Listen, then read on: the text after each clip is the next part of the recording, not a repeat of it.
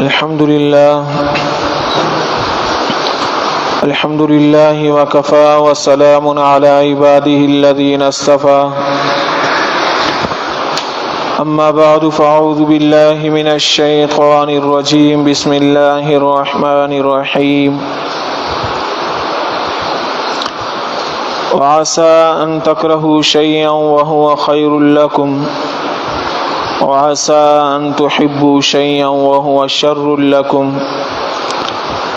صدق الله العظيم وصدق رسوله النبي الكريم ونحن على ذلك من الشاهدين والشاكرين والحمد لله رب العالمين اللهم صل على سيدنا محمد وعلى آل سيدنا محمد وبارك وسلم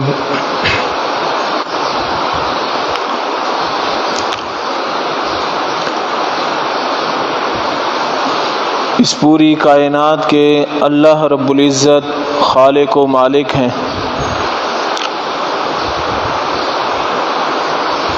اس پوری کائنات کے نظام کو چلانے والے اللہ رب العزت ہیں۔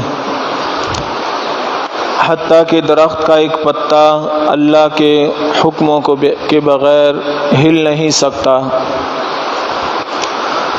پوری کائنات کے اندر جو کچھ بھی واقع ہو رہا ہے اسی میں رب تعالیٰ کی منشا ہے۔ بندگی یہ ہے کہ ہم اللہ رب العزت کے ہر حال میں حکموں کو مانیں، خوشی ہو، غمی ہو، صحت ہو، بیماری ہو، خوشحالی ہو، تنگ دستی ہو، جس حال میں بھی ہوں اللہ رب العزت کا شکر ادا کریں اور اللہ کے حکموں کے سامنے سر خم تسلیم ہو جائیں۔ بسا اوقات انسان اپنے لیے اپنی خواہشات مانگتا ہے لیکن وہ خواہشات پوری نہیں ہوتی، تو ہوتا یہ ہے کہ وہ نمازوں کو چھوڑ دیتا ہے، ذکر و اذکار چھوڑ دیتا ہے، اللہ کے حکموں کو توڑنا شروع کر دیتا ہے، مایوس ہو جاتا ہے۔ حقیقت حال یہ ہے کہ جو کچھ مانگا جا رہا ہے اس کی حقیقت سے انسان غافل ہے۔ انسان سمجھتا ہے کہ جو میں یہ مانگ رہا ہوں یہی میرے حق میں بہتر ہے، جبکہ ہوتا اس کے برعکس ہے۔ رب تعالیٰ فرماتے ہیں وَعَسَىٰ أَن تَكْرَهُوا شَيْئًا وَهُوَ خَيْرٌ لَكُمْ، بسا اوقات ایک چیز کو تم ناپسند کرتے ہو لیکن تمہارے لیے وہ بہتر ہے۔ وَعَسَىٰ أَن تُحِبُّوا شَيْئًا وَهُوَ شَرٌّ لَكُمْ، اور بسا اوقات کسی چیز کو تم بہتر سمجھتے ہو وہ تمہارے لیے اس میں شر ہے۔ واللہ یعلم وانتم لا تعلمون، اللہ رب العزت سب کچھ جانتے ہیں، تم کچھ بھی نہیں جانتے۔ رب تعالیٰ اپنے بندوں سے بے حد محبت کرتے ہیں۔ جب ایک ماں اپنے بچے کو ٹھنڈک کے زمانے میں آئس کریم اور کولڈ ڈرنک نہیں دیتی، باوجود اس کے کہ وہ اپنے بچے سے بڑی محبت کرتی ہے، لیکن وہ سمجھتی ہے کہ ایسے حالات میں، ایسے موسم میں اگر یہ چیز اس کو دی گئی تو یہ اس کے لیے نقصان دہ ہے۔ اسی طرح اللہ رب العزت بھی اپنے بندوں سے 70 ماؤں سے زیادہ محبت کرنے والے ہیں۔ وہ بہتر سمجھتے ہیں کہ یہ چیز اس کو کس وقت دی جائے یا اس کو نہ دی جائے، اس کی حقیقت کچھ اور ہے۔ انسان کو چاہیے کہ وہ جس حال میں بھی ہو اس میں خوش رہے اور یہ کہے کہ جو کچھ ہوا اسی میں بہتری ہے، اللہ کی طرف سے اسی میں خیر ہے۔ ایک دو مثالیں دے کر بات کو سمجھانے کی کوشش کرتا ہوں۔ ایک کمپنی کے ڈائریکٹر تھے، کسی فیکٹری کے مالک نے مال کا کوئی آرڈر دینا تھا اور لاکھوں کا یہ آرڈر تھا، مختلف لوگوں کو اس نے بلوایا یہ ڈائریکٹر بھی جانے لگا تو جب ایئرپورٹ پہنچا تو وہاں پر سیٹ نہ ملی. انہوں نے کہا کہ چانس پہ آپ بیٹھ جائیں، اور صورتحال یہ تھی کہ چانس پہ پہلے سے 2-3 افراد بیٹھے ہوئے تھے، انہوں نے نوٹ کروایا ہوا تھا. اب چانس پہ وہ 1-2 افراد ان کو سیٹ مل گئی، اس کو نہ ملی. یہ بڑا وہاں پر شور مچانے لگا کہ میرے لاکھوں کا نقصان ہو جائے گا، مجھے کسی ہر حال میں جو ہے وہ جہاز میں ٹریول کرنے دیں، لیکن جگہ ہوتی تو وہ جا سکتا. وہاں پر رونا دھونا بھی اس نے شروع کر دیا اور بڑا افسردہ گھر پہ لوٹا. گھر پہ آ کر جب اس نے نیوز سنی تو پتہ یہ چلا کہ جس جہاز میں یہ جانا چاہ رہا تھا وہ جہاز لینڈ کرنے سے 2-3 منٹ پہلے وہ کریش ہو گیا، اور اس میں جتنے بھی مسافر تھے سب تباہ ہو گئے، ہلاک ہو گئے. اب یہ اس وقت اللہ کا شکر ادا کرنے لگا کہ یا باری تعالیٰ تیرا لاکھ لاکھ شکر ہے کہ میں اس جہاز میں نہیں گیا. جبکہ کچھ دیر پہلے یہ رونا دھونا کر رہا تھا اور یہ کہہ رہا تھا کہ میرا بہت زیادہ نقصان ہو گیا، لیکن اب یہ رب تعالیٰ کا شکر ادا کر رہا ہے کہ میں اس جہاز میں نہ جا سکا، میرے لیے یہی بہتر تھا. تو رب تعالیٰ جو بندے کے حق میں فیصلہ کرتے ہیں اسی میں بہتری ہوتی ہے.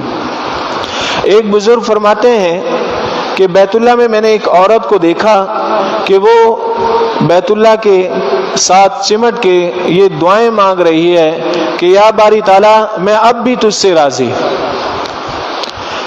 یہ بزرگ کہتے ہیں کہ میں سوچنے لگا کہ اس کے ساتھ کیا ماجرا ہوا. جب وہ مناجات وغیرہ سے فارغ ہوئی تو میں نے اس خاتون سے پوچھا کہ بی بی تمہارے ساتھ کیا مسئلہ ہے، کیا واقعہ درپیش ہوا؟ تو وہ کہنے لگی کہ میرے 3 بچے تھے، میں تندور پہ روٹیاں لگا رہی تھی، اتنے میں مجھے اپنے درمیانے بیٹے کی چیخنے کی آواز آئی. جب میں بھاگ کے کمرے میں آئی دیکھا کہ میرا بڑا جو بیٹا تھا جو 8-10 سال کا تھا اس نے میرے درمیان والے بیٹے کو چھری سے ذبح کر دیا اور وہ تڑپ رہا تھا. میں اپنے بچے کو گود میں لے کے بیٹھی ہوئی تھی اور ظاہر ہے کہ اس وقت ماں کی کیفیت کیا ہوگی. اتنے میں بھاگ کے تنور کے پاس گئی، وہاں میرا چھوٹا بیٹا تھا. کیا دیکھا کہ میرا وہ چھوٹا بیٹا مجھے نظر نہیں آ رہا. جب تنور میں جھانک کے دیکھا تو وہ چھوٹا بیٹا تنور کے اندر جل بن کے راکھ بن چکا تھا. میں اس کو بھی اٹھا کے باہر لے آئی، اس کو نکالا. اب میں اپنے بڑے بیٹے کو تلاش کرنے لگی تو وہ ایک لکڑیوں کا کوئی جھنڈ تھا جہاں ڈھیر رکھا ہوا تھا، اس کے نیچے چلا گیا. جب اس کو وہاں سے نکالا تو وہ بھی مرا پڑا تھا. وہاں آ کے کسی سانپ نے اس کو ڈس لیا. میرے 3 بیٹے اللہ کو جا ملے. میں اللہ سے اب بھی یہ دعا کر رہی ہوں کہ اللہ میں اب بھی تیرے سے راضی. انسان کو ہر حال میں اپنے رب سے راضی رہنا چاہیے. اللہ پاک جس حال میں رکھ رہے ہیں اس میں کوئی مصلحت ہوگی، اس میں کوئی خیر ہوگی. ایک بادشاہ کا ایک گہرا دوست تھا. بادشاہ شکار کا بڑا شوقین تھا، ہمیشہ شکار پہ اپنے اس دوست کو بھی لے جاتا تھا جو اس کا وزیر تھا. اس وزیر کی عادت یہ تھی کہ وہ ہر حال میں ہر کام میں الحمدللہ کہتا اور کیا کہتا کہ اسی میں خیر ہے. بادشاہ تیر وغیرہ چلانے لگا تو اس کا انگوٹھا کٹ گیا. دوسرے دوست نے اس کے اوپر کوئی کپڑا وغیرہ باندھا اور کہا الحمدللہ اسی میں خیر ہے. بادشاہ کو بڑا غصہ آیا کہ میرا انگوٹھا کٹ گیا اور یہ اس کے اوپر کہہ رہا ہے کہ اسی میں خیر ہے. اس کو اٹھا کے جیل میں ڈال دیا. سال گزرا، بادشاہ دوبارہ جنگل میں شکار کے لیے گیا اور اس کے جو دوسرے نوکر چاکر تھے پیچھے رہ گئے. یہ ایک ہرن کے پیچھے لگ گیا. اس کا پیچھا کرتے کرتے وہ جنگل کے درمیان میں کہیں جا پہنچا. وہاں پر جنگلی لوگ رہتے تھے. انہوں نے اس کو پکڑ لیا اور پکڑا اس وجہ سے کہ ان کے ہاں اس دن جنگل میں اگر کوئی آدمی ملتا یا اپنا ان کا کوئی آدمی ہوتا اس کی وہ قربانی دیا کرتے تھے. اپنے بڑے کے پاس لے گئے کہ بھئی بندہ مل گیا ہے، اب اپنی قوم کا نہیں اسی کو جو ہے قربانی کا بکرا بنائیں گے. جب اس کو بڑے کے سامنے پیش کیا اور اس کو ذبح کرنے کے لیے جب تیار تھے تو کسی نے اس کے ہاتھ کے انگوٹھے کو دیکھ لیا. اس نے اپنے بڑے سے کہا کہ سردار اس کا تو انگوٹھا نہیں ہے، جبکہ ہماری روایت یہ ہے کہ ہم قربانی پہ صحیح سالم آدمی کو قربان کرتے ہیں، اس کو ذبح کرتے ہیں۔ اس نے کہا اس کو چھوڑ دو، کوئی دوسرا آدمی تلاش کرو۔ اس کو چھوڑ دیا تو پھر کہا کہ اس کو جانے دو اس کے گھر پہ، جب یہ ہمارے کام کا نہیں ہے۔ وہاں سے جب یہ واپس آ رہا تھا تو اس کے دل میں یہ خیال آیا کہ مجھے میرے وزیر نے کہا تھا کہ جو کچھ ہوتا ہے اس میں بہتری ہوتی ہے اور اس میں خیر ہوتی ہے رب تعالیٰ کی طرف سے۔ بڑا خوش ہوا کہ اللہ کا شکر ہے کہ پچھلے دفعہ میرا انگوٹھا کٹ گیا تھا، ورنہ آج مجھے یہ لوگ ذبح کر دیتے۔ جا کر اسی اپنے وزیر کو جیل سے نکالا اور اس سے کہا کہ تم نے تو بہت اچھا جملہ کہا تھا اور بہتر بات کہی تھی، میں نے ہی تمہارے ساتھ برا کیا، واقعتاً رب تعالیٰ نے میرے ساتھ بہت اچھا کیا کہ آج میری اسی انگوٹھے کی وجہ سے جان بچ گئی۔ تو وہ وزیر کہنے لگا بادشاہ سلامت، میرے جیل جانے میں ہی بہتری تھی، اسی میں خیر تھی۔ کہا کہ وہ کیسے؟ کہا کہ اگر آپ مجھے جیل نہ بھیجتے تو ظاہر ہے کہ میں آپ کا دوست تھا، تو آج شکار پر میں بھی آپ کے ساتھ گیا ہوتا، آپ تو ناقص سے انگوٹھے کی وجہ سے بچ جاتے، لوگ مجھے قربانی کا بکرا بنا دیتے، مجھے ذبح کر دیتے، مجھے اللہ نے جیل میں بھجوا دیا، اس میں بہتری تھی، اس میں خیر تھی، الحمدللہ۔ تو اللہ رب العزت جو کچھ کرتے ہیں اس میں بہتری ہوتی ہے۔ اللہ سے ہر حال میں راضی رہنا چاہیے۔ بنی اسرائیل نے حضرت موسیٰ علیہ السلام سے پوچھا تھا کہ ہمیں کیسے پتا چلے گا کہ اللہ ہم سے راضی ہیں؟ جب ملاقات ہوئی موسیٰ علیہ السلام کی رب تعالیٰ سے تو اللہ سے یہ عرض کی کہ یا باری تعالیٰ، بندے یہ پوچھتے ہیں کہ آپ کب راضی ہوتے ہیں اور کب ناراض ہوتے ہیں؟ اللہ رب العزت نے فرمایا ہے موسیٰ میرے بندوں سے جا کر کہہ دو کہ وہ اپنے من میں جھانک لیں، اگر وہ مجھ سے راضی ہیں تو میں بھی ان سے راضی ہوں، اور اگر وہ مجھ سے ناراض ہیں تو میں بھی ان سے راضی نہیں ہوں۔